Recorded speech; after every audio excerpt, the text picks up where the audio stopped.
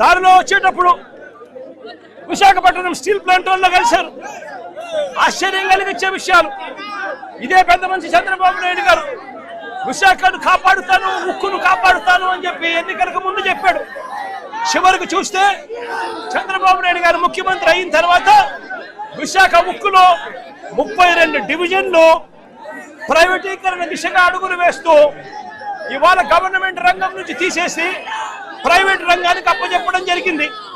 చంద్రబాబు నాయుడు గారు వచ్చాక 5,000 మంది కాంట్రాక్ట్ ఎంప్లాయీస్ ని తీసేశారు.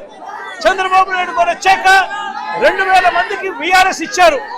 చంద్రబాబు నాయుడు గారు వచ్చాక 3.5 మాసాలుగా జీతాలు పెండింగ్ లో ఉన్నాయి. చంద్రబాబు నాయుడు గారు వచ్చాక కార్మికులకు ఇచ్చే అలవెన్సులు, బోనస్లు తీసేశారు.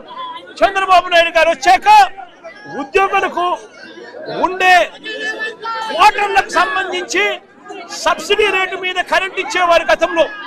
వాటిని ఖాళీ చేయించాలన్న ఉద్దేశంతో కరెంటు రేటు యూనిట్ కు 9 రూపాయలు చేసి బలవంతంగా కార్మికులను క్వార్టర్స్ నుంచి ఖాళీ చేయించే కార్యక్రమం చేస్తా ఉన్నారు.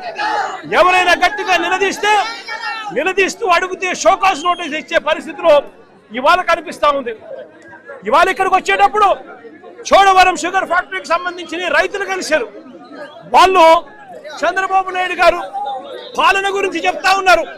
2014 నుంచి 2019 మధ్య చంద్రబాబు నాయుడు గారు అప్పట్లో ఏ రకంగా చోడవరం ప్రాజెక్టును కూనీ చేసే కార్యక్రమం చేస్తే, తర్వాత వైఎస్ఆర్సీపీ ప్రభుత్వం వచ్చిన తర్వాత చోడవరం ప్రాంతానికి మంచి చేస్తూ, రైతులకు మంచి చేస్తూ 89 కోట్ల రూపాయలు వైఎస్ఆర్సీపీ ప్రభుత్వం ఇచ్చి అప్పట్లో ఆదుకుంది.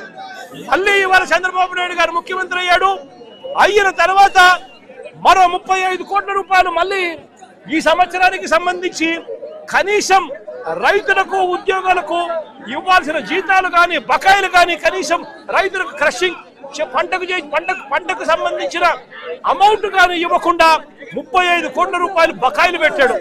24,000 మంది రైతు కుటుంబాలు పొట్టగొడతా ఉన్నారు. రైతులు ఇవాళ ఆక్రమణ చేస్తూ నాకు కనపడి వినతి పత్రం ఇచ్చే కార్యక్రమం చేస్తా ఉన్నారు. మరో పక్కనే బల్క్ డ్రగ్ పేరిట ఉద్దేశపూర్వకంగా అల్లకొల్లోలం సృష్టిస్తా ఉన్నారు. నక్కపల్లిలో ఇప్పటికే 4,500 ఎకరాలు ప్రభుత్వ భూమి ఉంది.